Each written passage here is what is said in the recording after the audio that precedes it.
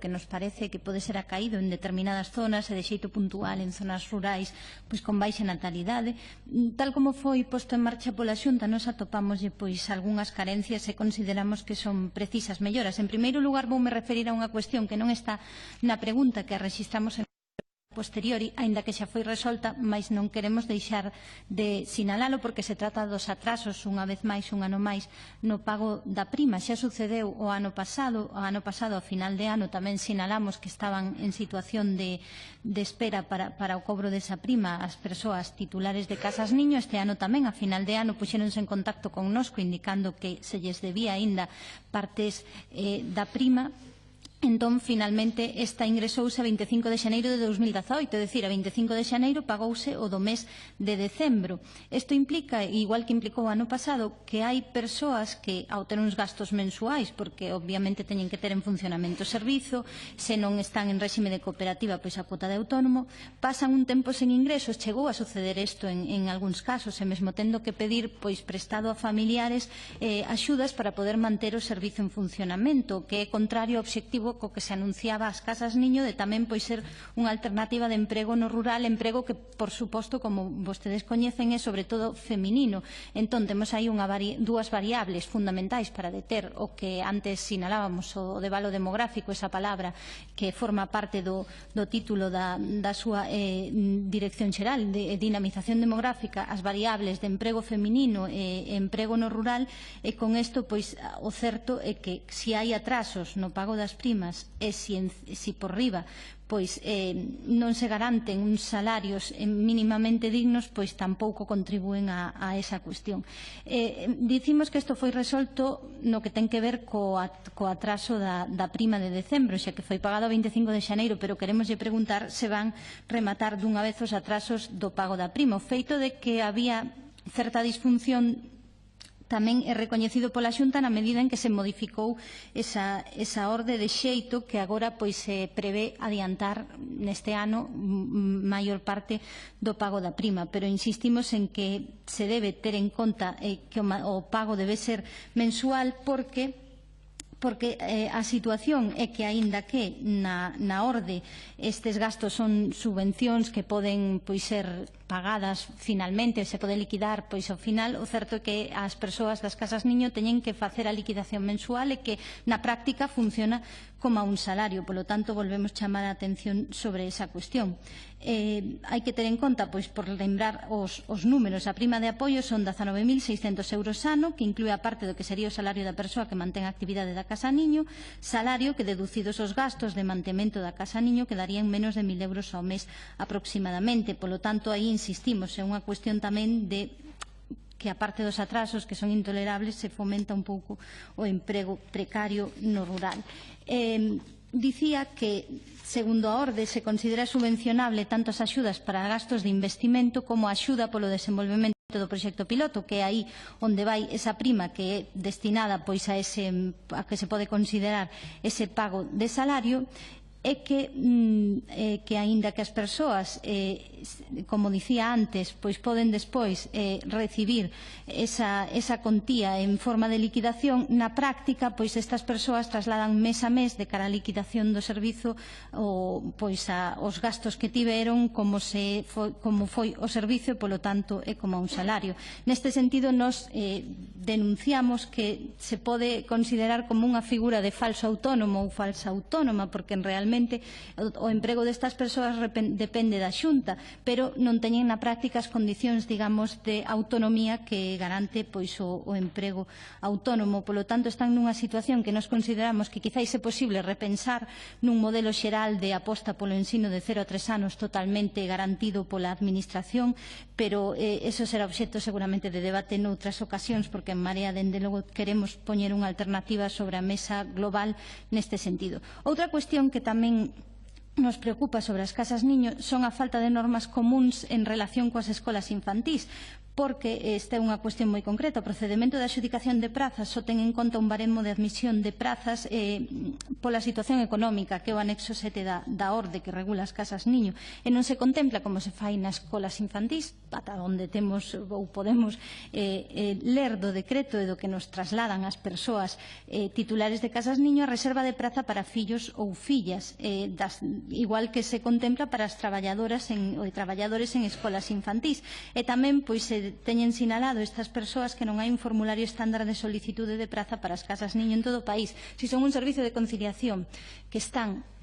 cumprindo, en realidade están suplindo unha función que debería cubrir a Administración, polo menos no modelo que entendemos en Marea, deberíase tender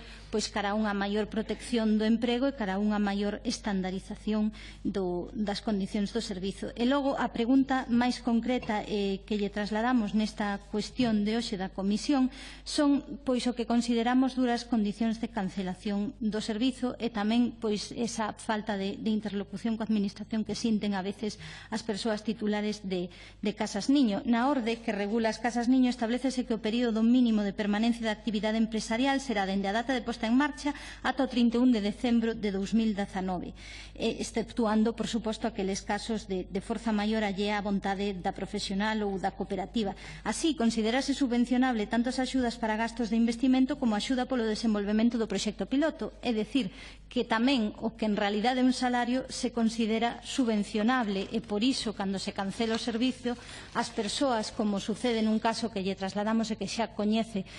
seguramente, as persoas, cando cancelan este servizo, non só han de devolver a subvención que reciben para o funcionamento, senón tamén, como é un gasto subvencionable, a prima que reciben mes a mes. Polo tanto, pódense dar situacións como o caso que lle presentamos nos que, por unha cancelación do servizo, por unha circunstancia, neste caso, sobrevida, que non entra dentro dos supostos ou que lle parece a Xunta que non entra dos supostos de causa de forza maior, que non se ponga unha persoa sustituta por distintas cuestións, o caso é que debe devolver tamén a subvención, porque se considera subvención, da parte na que estivo prestando o servizo e, polo tanto, debe como devolver o seu salario, porque nós consideramos que é un salario. Sí, é un pouco complexa a situación. O caso é que un caso moi concreto, pero que indica as duras condicións de cancelación do servizo de casas niño. Ademais, esta persoa puxo unha queixa á Valeduría do Pobo denunciando que ela, ademais, non recibira subvención para o equipamento ou dotación material por un problema dunha cuestión administrativa menor, que mesmo se pode considerar que era un criterio interno da Administración non concederlle a subvención por esa cuestión administrativa. Entón, atópase nunha situación de verdadeira indefensión. Polo tanto, ao fío deste caso persoal,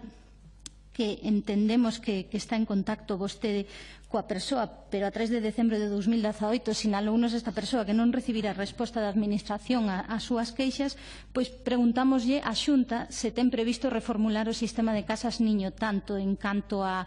estandarizar máis o servizo, en repensar a relación laboral destas persoas coa Xunta, porque existe realmente, porque dependen da Xunta para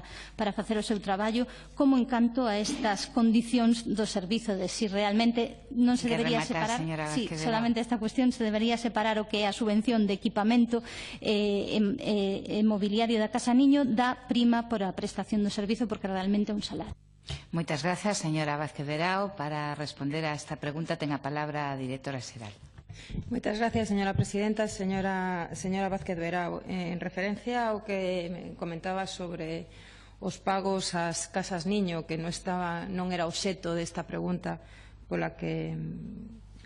polo que veño eu a contestar, si lle teño que decir que a Xunta de Galicia está a cumplir escrupulosamente o previsto na orde de convocatoria, é dicir, na orde de convocatoria se establece a marxe dos anticipos e tamén os pagos a conta realizados durante o exercicio. Non estamos a falar dun salario, sino de unha subvención por un servicio prestado, e neste momento están pagados, como vostede tamén sabe, dende xaneiro a decembro, porque efectivamente para poder pagar podemos pagar mes a mes sempre cando as titulares así o soliciten e sempre cando xustifiquen que efectivamente a ese servizo asistiron os nenos ou as nenas. Polo tanto, decir que neste momento está todo aboado, e é máis, dentro do anticipo que vostede tamén fixo referencia e que nos modificamos a orde de convocatoria no senso de facilitarlle esa liquidez en este caso as casas niño, ese anticipo do 35% tamén xa está tramitado e en esta semana probablemente o poidan cobrar. Polo tanto, dende a Xunta de Galicia estamos cumplindo escrupulosamente a orden de convocatoria, porque todas as titulares das casas niño, cando se presentan, saben perfectamente cales son as condicións da subvención das que estamos a falar. Dito isto, e xa referíndome á pregunta concreta que vostede me fixo, primeiro teño que decir que as casas niño constitúen un recurso de conciliación que ademais pusemos en marcha dende a Xunta de Galicia de forma experimental no ano 16 co obxectivo de dotar de recursos de atención continuada á infancia ata 3 anos de idade e sobre todo nos núcleos rurais de menos de 5.000 habitantes. Polo tanto, se está a proporcionar en este momento esa atención aos nenos e as nenas de unha maneira flexible e con un máximo de 5 nenos ou nenas ao mesmo tempo. Tamén hai que decir que en este momento xa publicamos 2 órdenes de convocatoria e que para apoiar esta atención e este servicio a través de fórmulas de autoemprego e tamén de economía social. As familias, como vostede tamén sabe, poden levar os nenos e as nenas hasta 8 horas diarias en horario flexible, que ademais as familias pactan directamente ca profesional ou profesional das casas niño, é dicir, é a profesional a que decide que horario fai para as casas niño e de carácter gratuito, lóxicamente, para as familias. Polo tanto, o que pretendemos con este servizo, con este recurso, é primeiro favorecer a equidade no acceso aos servicios con independencia do lugar de residencia, poñer en valor cualificacións maiormente posuídas polas mulleres e que favorece ademais o seu acceso ao mercado laboral e tamén impulsase o desenvolvemento destes proxectos de atención mediante fórmulas, como decía, de autoemprego e economía social. En referencia ás preguntas concretas que vostede me facía e que ademais son referentes a un caso concreto, que lle podo decir que esta directora coñece perfectamente, porque falei non unha, sino varias veces con esta titular persoalmente, pois lle podo decir, en primeiro lugar, me gustaría aclarar a situación concreta a que vostede se refire. A interesada, porque vostede me fai referencia aquí de que non tivo ningún tipo de subvención para investimento, teño que decirlle que a interesada tivo unha axuda para a posta en marcha dunha casa niño ao abeiro, lóxicamente, da orde de 6 de maio de 2016,